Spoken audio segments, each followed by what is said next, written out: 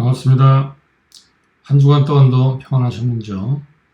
오늘은 오순절 후 25번째 주일입니다. 오늘 말씀은 갈라디아서 2장 20절 말씀으로 나누겠습니다. 제가 읽겠습니다. 나는 그리스도와 함께 십자가에 못 박혔습니다. 이제 살고 있는 것은 내가 아닙니다. 그리스도께서 내 안에 살고 계십니다. 내가 지금 육신 안에서 살고 있는 삶은 나를 사랑하셔서 나를 위하여 자기 몸을 내어주신 하나님의 아들을 믿는 믿음 안에서 살아가는 것입니다. 이 말씀으로 지난주에 이어서 말씀을 나누도록 하겠습니다. 지난주에 본질을 떠난 종교의 위험성에 대해서 말씀을 나눴습니다. 다른 것이 아니라 본질과 비본질의 위치가 바뀌고 또 구분이 되지 않고 또 비본질과 필요 없는 것이 동급으로 취급되는 이런 혼돈이 우리 가운데 있고, 그럴 때 종교는 하나님의 뜻을 전하기보다는 종교를 위한 종교로 변질될 가능성이 매우 높다. 또 그런 경우는 굉장히 많았다. 그런 말씀을 나눴고, 그래서 한 주간 동안 우리들의 삶은 과연 본질에 충실한 삶인가, 아니면 본질을 잃어버리고 비본질적인 것을 본질의 자리에 두고 살고 있지 않은가, 또는 그 반대로 비본질이라고 하는 본질은 비록 아니지만 꼭 필요한 것들을 마치 필요 없는 것으로 여겨서 비본질적인 것이 빠져버린 그러한 삶을 살고 있는 것은 아닌가라고 하는 것을 좀 돌이켜보자고 했습니다. 한 주간 동안 돌이켜 보시면서 혹시 현재의 삶과 신앙에 대해서 근심이 생기신 것은 아닌가요? 제가 괜한 걱정을 끼쳐드린 것은 아니라고 생각합니다. 왜냐하면 성경에서는 이러한 근심은 하나님의 뜻대로 하는 근심, 또 하나님의 뜻이 무엇인지를 알기 위해서 스스로 돌아보면서 생기는 근심들은 회개를 통해 구원에 이르는 것이다 라고 말을 하니까 좋은 일이죠. 그래서 그 근심 끝에 답을 얻으신 분도 계실지 모르겠습니다만, 근심으로만 끝난다고 한다면 큰 의미가 없겠죠. 그 근심을 통해서 본질을 회복하는 삶을 살아야 되는데, 그것을 오늘 새 생명을 살았던 바울에게서 본질을 회복하는 삶의 실제를 배워보고자 합니다. 오늘 본문을 갈라디아서로 정했는데 2장 20절이지만 1장에 있는 말씀을 조금 살펴볼 필요가 있습니다. 갈라디아서가 어떤 환경 속에서 바울이 쓰고 그 이유가 무엇이고 그것들을 지적하면서 바울은 어떤 길을 제시하고 있는가 라고 하는 것을 살펴볼 필요가 있습니다. 갈라디아서를 쓴 이유는 다른 이유가 아니라 바울이 전했다고 해서 바울의 생각을 전했다는 것이 아닙니다.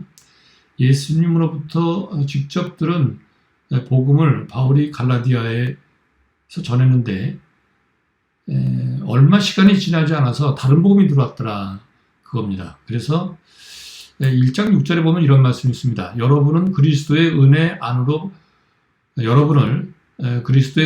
불러주신 분에게서 여러분이 그렇게도 빨리 떠나 다른 복음으로 넘어가는 데는 나는 놀라지 않을 수 없습니다.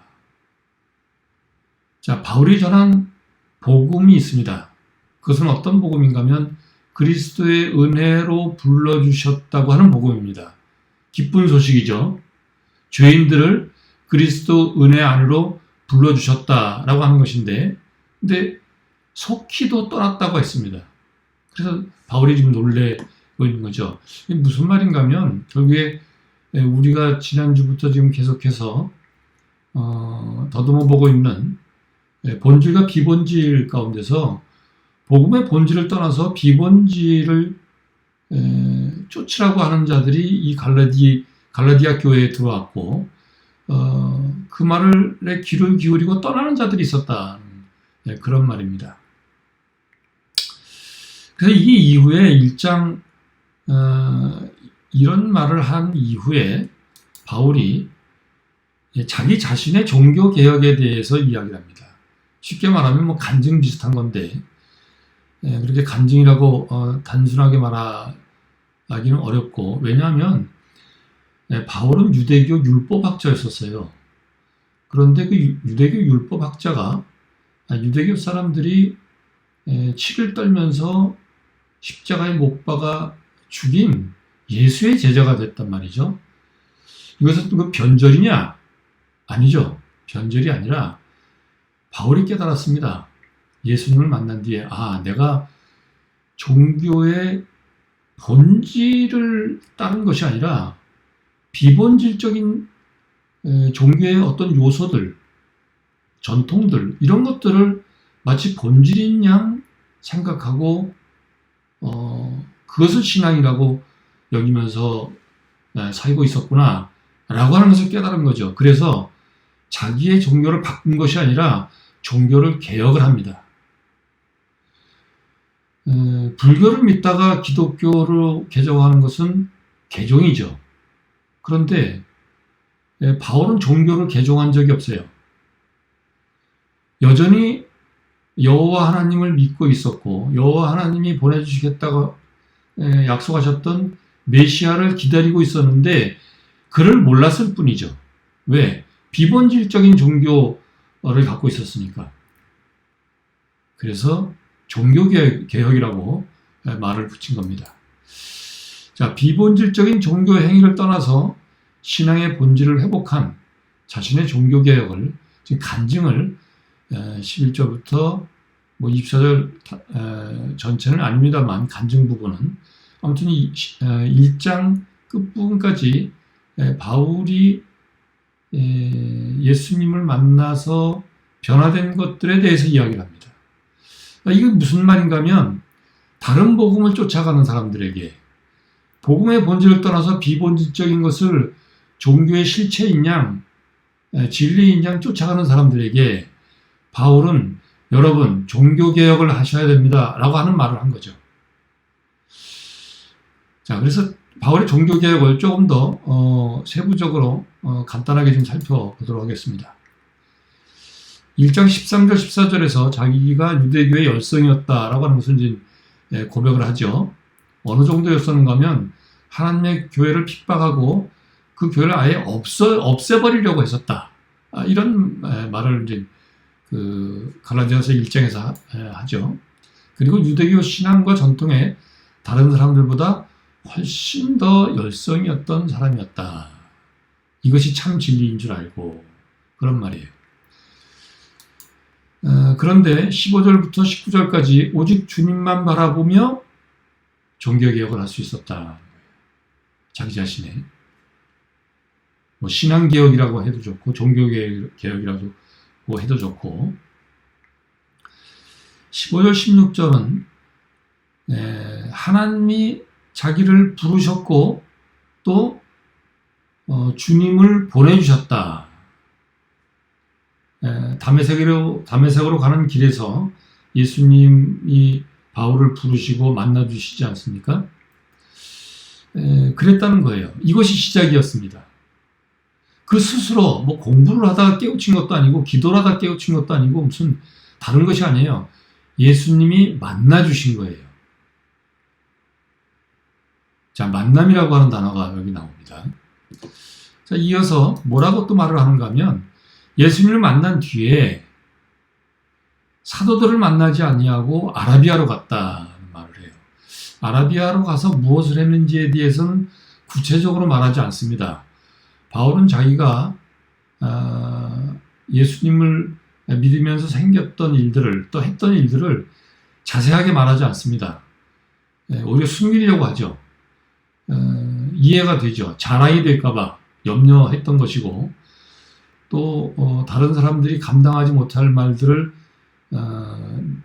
했다가 오히려 혼란에 빠뜨릴까 염려했던 것이라고 생각을 합니다. 어쨌든 이게 무슨 말인가 하면, 이 말을 왜 했는가 하면, 사람들을 만나서 인맥을 형성한다거나 그들의 비율을 맞춰가면서 뒤늦게 시작을 했으니까, 바울도 복음을 전하는 자들 가운데 끼기 위해서 뭐 이런 관계 형성을 하려고 하는 일에 애쓰지 않았다, 이런 말입니다. 오직 주님만 바라본 거예요. 그래서 사도들을 만나지 않고 아라비아로 갔다는 거죠. 가서 얼마 있었는가 하면 3년 뒤에 예루살렘으로 왔다고 하는 이야기를 하는 걸 보면, 아라비아 쪽으로 가서 3년 정도 있었던 모양입니다. 그 누구와도 연락하지 아니하고. 누구와 연락을 했을까요? 누구와 교제를 했을까요? 예수님과 교제를 한 겁니다. 예수님과 함께 있었던 거죠. 3년 뒤에 예루살렘에서 베드로와 야고보, 이 야고보는 사도 야고보가 아니라 예수님의 동생 야고보입니다. 야고보와 만나서 보름 동안 함께 있었다. 그리고 헤어집니다. 예루살렘에 눌러 앉아서 사도들과 친분을 쌓으면서 사도 가운데 한 사람으로 끼어 들어갈 수 있을까라고 이런지 저런지 보거나 그러지 않았다는 말이에요. 오직 주님만 바라봤는데 그가 사도로서 일을 할 수 있었다는 거예요. 어떻게? 종교개혁, 신앙개혁을 해서. 그래서 요런 그 배경을 염두에 두고 오늘 본문을 좀 살펴보면 이렇게 다시 한번 정리할 수가 있습니다. 그리스도와 함께 했다는 거죠. 첫째로, 나는 그리스도와 함께 십자가에 못 박혔습니다. 죽었습니다. 그리스도와 함께. 이제 살고 있는 것은 내가 아닙니다. 살고 있대요. 완전히 죽어버린 것이 아닌데, 그런데 내가 아니랍니다. 예수를 만나서 생긴 변화입니다.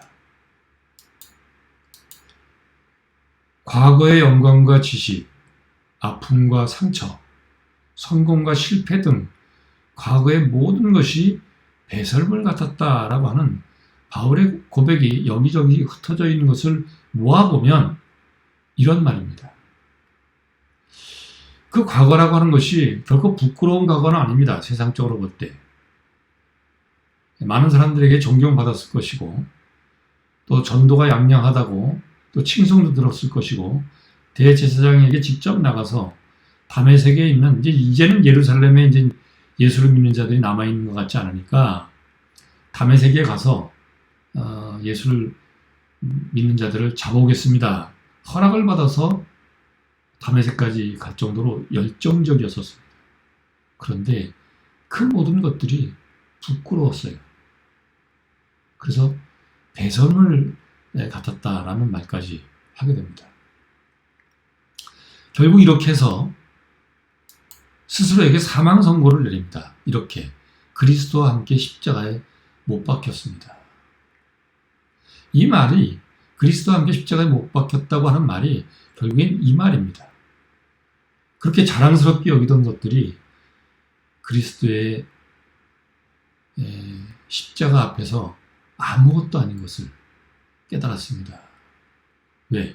그런 것들은 비본질적인 것이 없었고, 그리스도의 십자가에 진정 하나님을 믿는 본질이 담겨 있음을 깨달았다, 그런 말입니다. 그래서 바울이 자기를 버리고 십자가의 사랑을 믿으니 그리스도와 함께하는 새 삶이 시작된 것이죠. 그리스도와 함께 십자가에 못 박혀서 이제 살고 있는 것은 내가 아닙니다. 살고 있긴 있는데, 자, 이것을 바울은 어떻게 알았을까요? 오늘 본문 후반부를 보면 그리스도께서 내 안에서 살고 계십니다.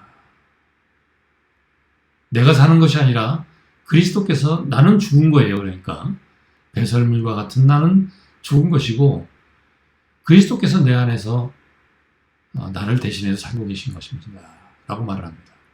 내가 지금 육신 안에서 살고 있는 삶은 나를 사랑하셔서 나를 위하여 자기 몸을 내어주신 하나님의 아들을 믿는 믿음 안에서 살아가는 겁니다. 예수님을 만나고 난 뒤에 생긴 변화들입니다. 예수님을 만난 뒤에 바울은 예수님을 만나기 전까지는 유대인들의 칭송을 듣는 젊은 율법학자였었지만 예수님을 만난 뒤에는 미움과 경멸, 두려움과 모함, 질투의 대상이 됩니다. 우리는 바울이 대단하다 라고 하는 생각을 주로 합니다. 대단한 사람입니다. 그런데 그 대단함이라고 하는 것은 저절로 생긴 것이 아니에요. 엄청난 고통 속에서 우리가 만나고 있는 성경 속에 바울이 만들어진 것이라고 생각하면 됩니다. 이런 전혀 예상치 못했던 어려움에 봉착을 하게 되죠. 그러나 그럼에도 불구하고 바울은 그리스도와 함께 평화를 누립니다. 지식이 아니라 믿음입니다. 어떤 믿음인가 하면 그리스도와 함께하는 믿음입니다.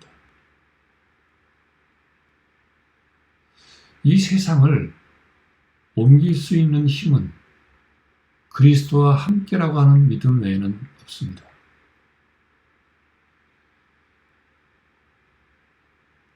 태풍이 일고 있는 바다 한가운데서도 포화가 여기저기서 울리고 모든 게 다 터져나가는 그런 상황 속에서 평화를 어떻게 누릴 수 있겠는가? 정상적인 사고로는 누릴 수가 없습니다. 정상적인 일반적인 삶의 체험으로는 절대로 누릴 수가 없습니다. 그런데 그리스도와 함께 한다고 하는 체험이 있는 사람들은 어떤 상황 속에서도 평화를 누리게 됩니다. 바울의 삶이, 바울의 오늘 하고 있는 이 말들이 그런 말입니다. 아들을 믿는 믿음이란 어떤 믿음입니까? 자, 아들을 믿는 믿음이라고 여기 되어 있습니다. 그 어떤 아들인가 하면 하나님의 아들인데 그 하나님의 아들이 나를 위해서 무슨 일을 하셨는가 하면 자기 몸을 내어주셨다는 겁니다. 이걸 믿는 거예요. 그러니 그런 아들이라고 한다면 나를 위해서 무엇인들 못하실까? 내 입에 쓴 것조차 거기에서 단맛을 느낄 수 있는 믿음입니다. 소태처럼 쓴 것도 달다고 믿을 수 있는, 왜? 주님이 주셨으니까. 믿는 믿음입니다. 내 몸에 쓴 것이 필요하다면 쓴 것을 주셨겠죠. 그러면 쓴 것이 필요해서 주신 쓴 것이라고 한다면 단 것보다 더 좋은 것 아니겠습니까? 쓴 것은 다 나쁜 건가요? 단 것은 다 좋은가요? 당이 떨어질 때는 당은 좋겠죠. 그러나 쓴 것이 필요할 땐 쓴 것이 좋은 것 아니겠습니까? 아들을 믿는 믿음이란 그런 것이에요. 그러니 어떤 일을 만나도 그리스도와 함께 평화를 누릴 수 있는 겁니다. 바울이 비본질적인 것에서 본질적인 것으로 자기 자신을 개혁하고 바꿔낼 수 있었던 것은 그의 힘으로 된 것이 아니라고 하는 겁니다. 이런 아들을 믿는 믿음으로 된 것입니다. 자, 이제 말씀을 정리를 해보겠습니다. 바울은 나는 십자가에 못 박혔다, 또는 고린도전서 10장에서 나는 날마다 죽는다, 이런 고백을 서슴없이 합니다. 죽는다는 이야기를 아주 서슴없이 해요. 왜 그런가 하면 무슨 염세주의자가 되어서 그런 것이 아니라 사망의 고백은 부활에 대한 확신 때문이었습니다. 죽어도 절대로 죽지 않는다, 결코 죽을 수 없는 그런 생을 나는 새롭게 시작했구나라고 하는 확실한 믿음이 있었기 때문에 그렇습니다. 왜냐하면 주님이 사망에서 부활하셨고, 그 주님이, 부활하신 주님이 자기를 만나서 새로운 삶으로 이끌어 주셨기 때문에 그렇습니다. 그것에 대한 확신이 있었기 때문이죠. 자, 이제 본질과 비본질에 대한 말씀을 정리하면서 몇 가지 결단을 해봅니다. 우리는 결코 죽을 수 없는 부활 신앙을 갖고 있습니다. 이 신앙으로 용기를 냅시다. 세상이 어렵고 힘들고 답답하고 그래도 용기를 내야 합니다. 왜? 우리는 부활 신앙으로 새롭게 삶을 시작한 사람들이기 때문에 그렇습니다. 이제 겉모양으로 우리의 신앙을 꾸밀 필요가 없어졌습니다. 그런 것들은 다 비본질적인 것이라고. 필요는 하되 밥 먹을 때 밥그릇이 필요한 것처럼 비본질적인 것도 필요한 것이긴 하되 결코 밥그릇 가지고 배를 채울 수 없는 것처럼 그것으로 생명을, 비본질적인 신앙으로 생명을 회복할 수는 없다고 분명히 확인했습니다. 이제 그런 것들로 본질의 자리에 갖다 놓고 신앙인 척, 신앙생활을 하는 척 할 필요가 하나도 없습니다. 그냥 믿으면 됩니다. 내 안에 그리스도가 계심을 믿고 그와 함께 살면 됩니다. 손해가 나면 손해가 나는 대로, 손가락질을 당하면 손가락질을 당하는 대로 오로지 그리스도와 함께 선한 꿈을 꾸며 선한 일에 힘을 쏟으며 위로하고 격려하고 살리는 일에 우리들의 남은 힘과 정력을 쏟으며 살면 됩니다. 그러다가 때가 돼서 하나님이 수고했다, 그만 오너라 하면 가면 되는 겁니다. 그것이 우리들의 인생입니다. 바울처럼 내 안에도 종교개혁이, 신앙개혁이 이미 일어나고 있습니다. 더 이상 비본질적인 것을 가지고 신앙생활을 한다고 우리 스스로를 속일 수도 없고 또 속아서도 안 됩니다. 이제는 하나님의 뜻이 무엇인지 알았으니 그런 것들을 쫓아가야 합니다. 비본질적인 것에 대해서 아직도 미련을 갖고 있나요? 수천억의 돈을 들여서 예배당을 지으면 하나님이 기뻐하실까요? 그렇지 않습니다. 그런 건 그래도 중요한 거 아닐까? 중요하죠. 중요하지 않다고 말하지 않습니다. 필요 없다고 말하지 않습니다. 필요합니다. 그런데 비본질입니다. 예루살렘 성전도 비본질적인 것이라고 하나님이 홀랑 태워버렸었는데 콘크리트로 지은 건물쯤이야. 우리가 그 안에서 하나님을 잘 섬기고 하나님께 진심으로 예배를 드리고 또 그 건물에서 나와서 하나님의 뜻을 따라서 산다고 한다면 하나님이 그 건물을 왜 없이 보시겠습니까? 그러나 그렇게 하지 아니하면 예루살렘 성전조차도 태워버리시는 하나님이십니다. 그러니 눈꽃만큼이라도 비본질적인 것에 힘을 쏟을 이유가 없는 겁니다. 우리 안에서 이미 일어나고 있는, 일어나기 시작한 종교개혁에 믿음으로 우리를 맡깁시다.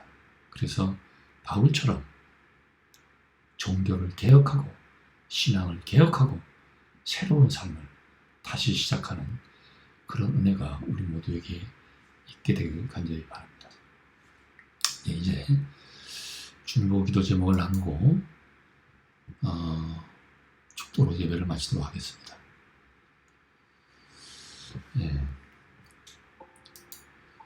십자가의 사랑으로 코로나19를 이길 수 있도록 함께 기도를 했으면 좋겠습니다. 사실 코로나19라고 하는 것은 모든 불의와 부조화가 바이러스를 통해서 드러난 것처럼 보입니다.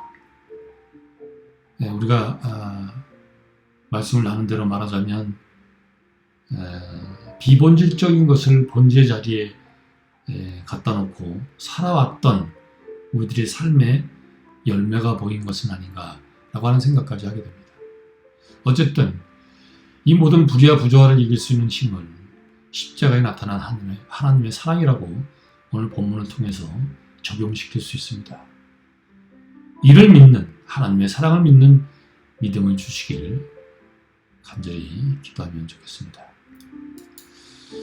또 인류가 가야 할 길을 깨닫는 시간이 되기를 위해서 기도하기를 원합니다. 아무도 예상하지 못했던 일이고 회복도 언제나 될지 장담할 수 없는 그런 상황입니다. 이것이 하나님 안에서 길을 찾을 수 있는 기회가 되기를 간절히 기도하면 좋겠습니다. 자, 이 두 가지 제목을 놓고 함께 기도하겠습니다.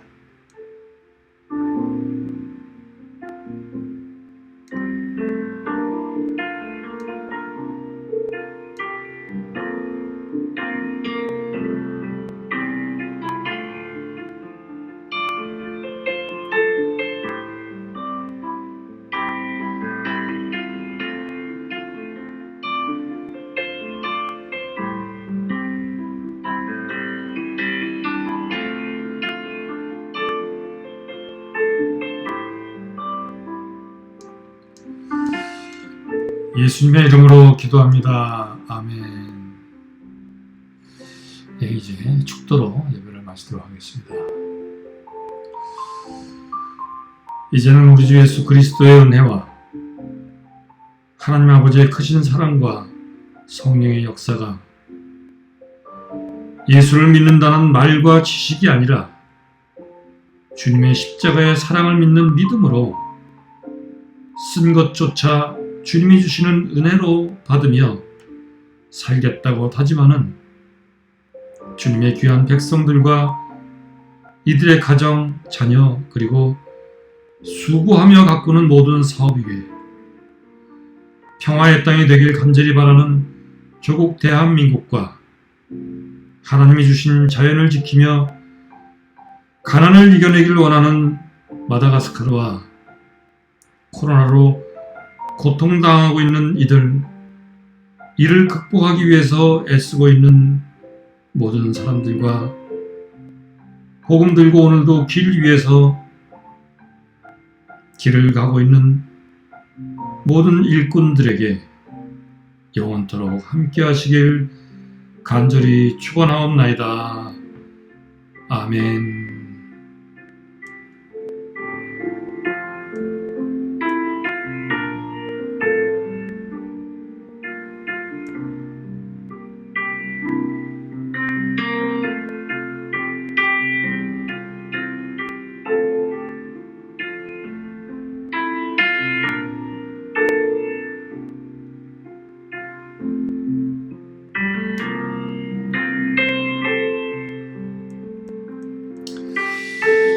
이제 이것으로 예배를 마치도록 하겠습니다. 한 주간 동안도 우리 안에서 이미 시작된 신앙개혁에 우리의 몸을 맡기고 우리의 삶을 맡기고 우리 안에 계신 그리스도와 함께 하시는 그러한 은혜의 한 주간이 되길 간절히 바랍니다. 그러면 모두 건강하시고 다음 주에 또 뵙겠습니다. 평안한 시간을 빕니다.